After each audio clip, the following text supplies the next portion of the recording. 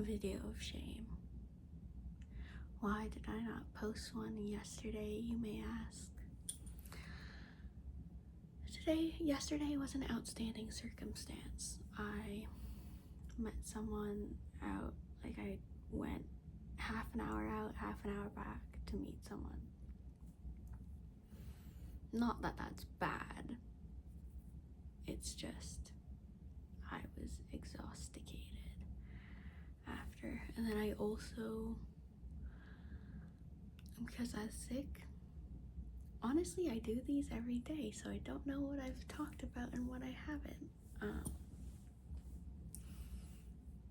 But why don't we just talk about today? Today I woke up at 8:30.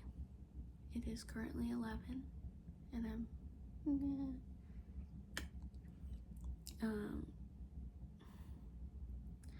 I spent like 6 hours on an assignment, finished the PowerPoint, the research, the presentation, submitting, all good.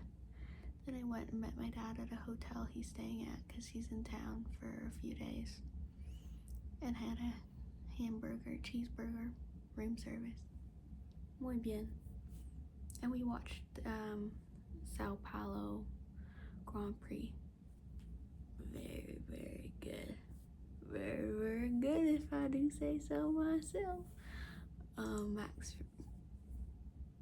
Max started in the pits and finished third, almost second. That's crazy. Other than my overwhelming kind of intense fear, well, not fear, maybe it is a fear, but you know when you go on a date with someone and you think, oh, I like you. I haven't liked anyone since I was in the 9th grade, and then it brings up a lot of old stuff, but then you think,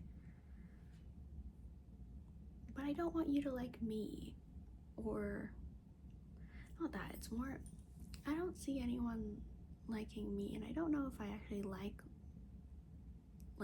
you, like if it's you specific, or if it's just not bad and therefore kind of like it and therefore kind of good. But anyway, you don't have to have everything figured out immediately. I mean, that's what dating is. Go on a bunch of first dates, you figure it out. And then if you don't feel it, you don't feel it. I mean, I used to be like, oh, well, we went out once, we should go out again. No. If you don't feel like at least you had somewhat of a chemistry in people, it's very different. Some people say, oh, it takes time for chemistry. Personally, just based off of how I've made friends and fostered relationships, like platonic or even romantic crushes, chemistry doesn't take time. It's somewhat sort of immediate. Don't hold out on the what ifs or the blah blah. Like, if they don't do it, someone else in the world will, and you won't meet them unless you go out on more dates.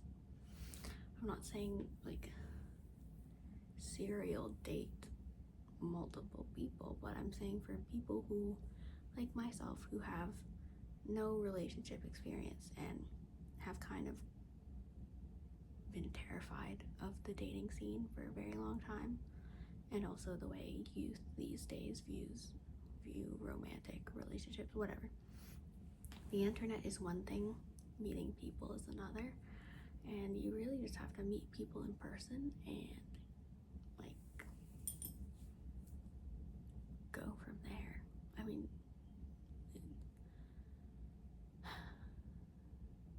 we're all just the same thing, right? Like, we're all people, and so hypothetically there's nothing to be afraid of. But yeah, when one good thing happens to me, it makes my mood go. So when big things that are out of my control enter my life, like possibility of seeing someone again, I make sure that I stay, like, nothing is out of the norm, that I keep to my routine, keep to my school, keep to my sleep schedule. Like, nothing is worth breaking my schedule until it's more solid. And then if it doesn't work out, then you haven't messed up or fallen behind in school. And I did buy a lip balm, and it is not good. I'm somewhat disappointed in that.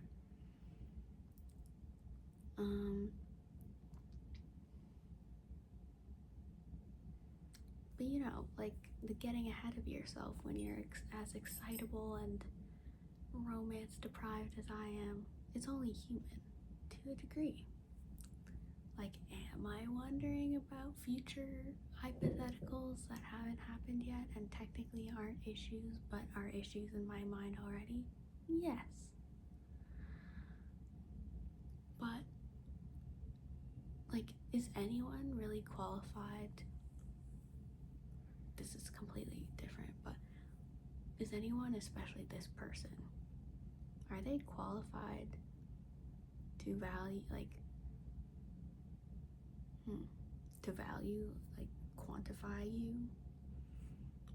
I mean, you can get all the butterflies you want, but sometimes it's like, what is staring at you in the face and what really happened? This, and this. Oh, those are good things, but they're not out of this world. And therefore, don't block it, like block the excitement or push it down all the way. Just kind of be proportionately excited, and that will save, at least for me, be proportionately excited and it'll save you a lot in the future. Personally, just because I also have something that makes emotions really big, any emotions really big, and I generally live in extremes, like all or nothing when it comes to me. When it comes to other people, I can compromise. Like, if my friends want to do something, I'm very okay with not doing what I want. I don't know, it's not a virtue. It's, I don't know, it's just the easier thing to do, is to give up what I want, but that's a different conversation. Am I worried about my career? Yes, because when I was going through my head of the scenarios, it was like, do I have time to be dating someone? Maybe I have time for one date a week max, but I gotta be putting in that work. And I don't know, work, life, love, balance. I can understand why we haven't run out of rom-com ideas. I mean, it seems pretty impossible to me, but maybe you get used to it. Maybe it comes with experience. Maybe. But anyway, after I got back, I oiled my hair, rosemary and jojoba oil mix. See, it's long, getting long. And then I showered, used my hair mask, and then used my new Olaplex bonding oil. Not gonna lie, when your hair feels good, you kind of feel like a baddie. I'm a baddie. And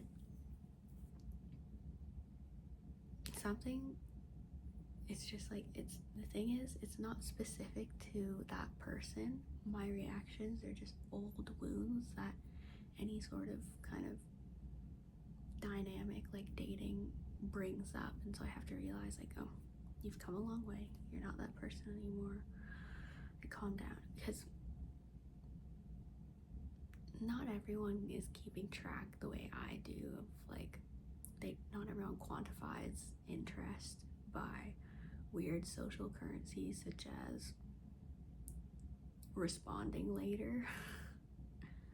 I know it logically that not everyone does that, and not everyone was like keeping track, and people have their own lives, but in my mind it directly translates to, oh, why would he like me? There are so many other prettier people out there, like prettier girls out there. But that's ridiculous. Because, hey, if someone doesn't want you for like regular reasons, it's not because there's anything wrong with you. Just, you're not what they're looking for. B, attraction is not a hierarchy, it's chemistry. She tells herself, like, oh my god. I think it's just because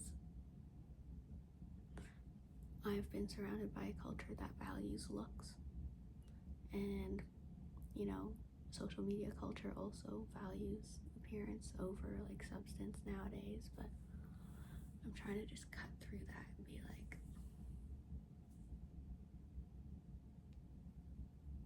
your face is your face, but the way you look is the least interesting thing about you. And I'm very great. I will die on that. If there is a hill to die on, it is that I think I'm cool. Not cool. I like my person. It's weird. I have low self-esteem, like really low self-esteem, but I value myself. Like, I have high self-value. So like, I won't tolerate shit, but also I'll secretly just be like, oh, no one can love me. Anyway, good night.